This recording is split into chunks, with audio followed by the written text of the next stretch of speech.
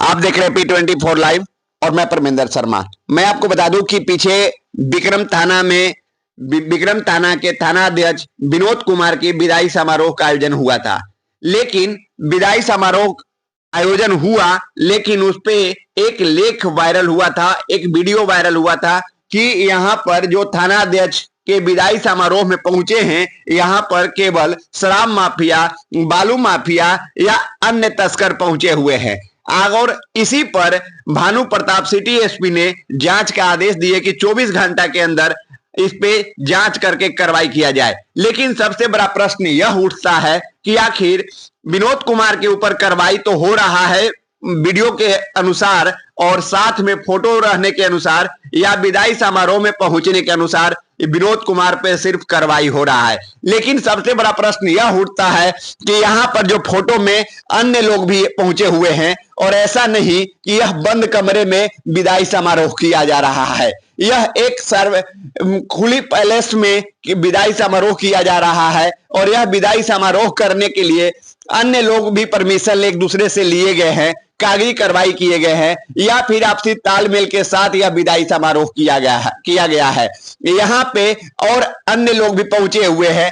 DSP पर 2 पंकज कुमार भी पहुंचे हुए हैं, सीओ पहुंची हुई है, बीडीओ साहब पहुंचे हुए हैं, जदयू के नेता हैं, भाजपा के नेता हैं, अन्य गण्यमान्य लोग भी हैं, सभी लोग पहुंचे हुए हैं। लेकिन अगर फोटो और शक के आधार पर विनोद कुमार पे एक आदमी पे कार्रवाई होता है तो आखिर यह कैसा कानून, यह कैसा नियम? अन्य लोग भी हैं तो अन्य लोग पर भी कार्रवाई होनी चाहिए। वहां पुलिस वाले हैं, जदयू के नेता हैं, भाजपा के नेता हैं, अन्य लोग कहा जा रहा है कि माफिया लोग हैं, तो आखिर एक आदमी पर कार्रवाई, एक विनोद कुमार पे थानाध्यक्ष पे कार्रवाई हो रहा है और अन्य लोग हैं तो फिर उन पे कार्रवाई क्यों नहीं?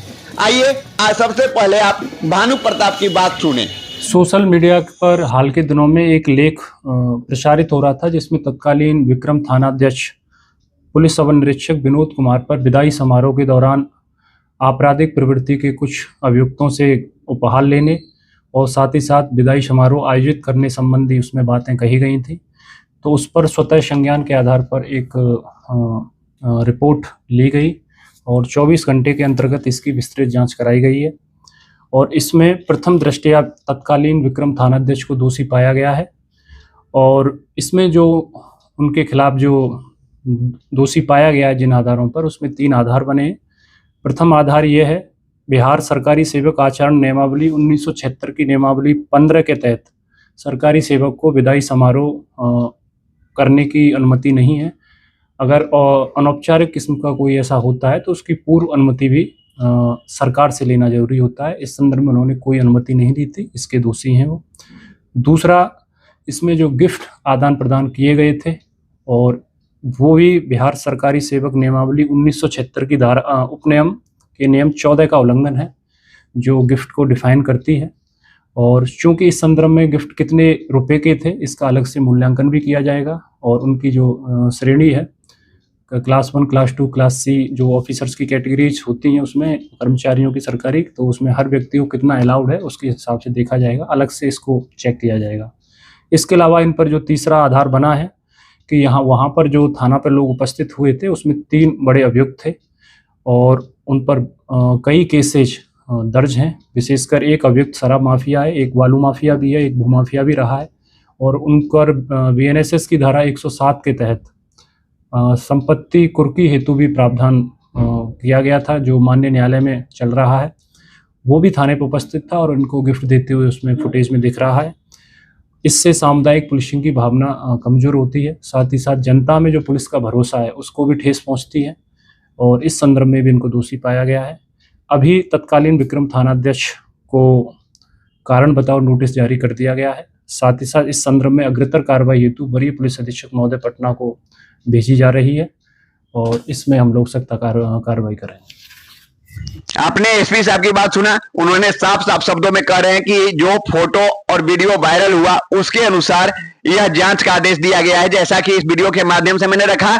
लेकिन यह प्रश्न सबसे बड़ा उभर के आता है कि इन्होंने जिस समय अपने कार्यकाल में लोकसभा चुनाव हुआ, विधानसभा चुनाव हुआ, या फिर अन्य अपराध कर्मी को इन्होंने काफी को अपराध कर्मी को अंकुश लगाया और पकड़कर अंदर किया, और किसी का कहा जाए तो किसी का इन्होंने सुना नहीं। कहीं ऐसा तो नहीं है कि इसको लेकर किसी का नहीं सुने या फिर शांति ढंग से इन्होंने लोकसभा विधानसभा चुनाव संपन्न कराए, इसको लेकर कहीं ऐसा तो नहीं है कि कहीं साजिश के तहत इनको फंसाया जा रहा है। जैसा कि इस वीडियो के माध्यम से मैंने आप तक रखा, आप अपनी कमेंट अवश्य करेंगे, लाइक शेयर करना न भूले। जय हिंद, जय बिहार।